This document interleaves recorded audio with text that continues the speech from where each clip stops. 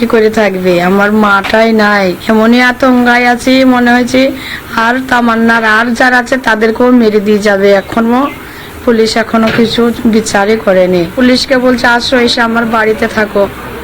এই ভয়ের মধ্যেও নিরাপত্তা কোথাও পেলেন না, কিন্তু ক্ষতিপূরণটা দিতে এসেছিলেন। আপনার ভিডিও একটা দেখছিলাম, আপনি একদম সোজাসুজি জানিয়ে দিলেন আমার ক্ষতিপূরণ চাই না। কি হয়েছিল গতকাল? উনি বললেন আমি মানুষের হিসাবে ক্ষতিপূরণ ওটাই এমনি দিচ্ছি। উনি আমাকে টাকাটা দিয়ে যে ওর উপরে শ্রদ্ধা সম্মান আমার সব চলে গেল।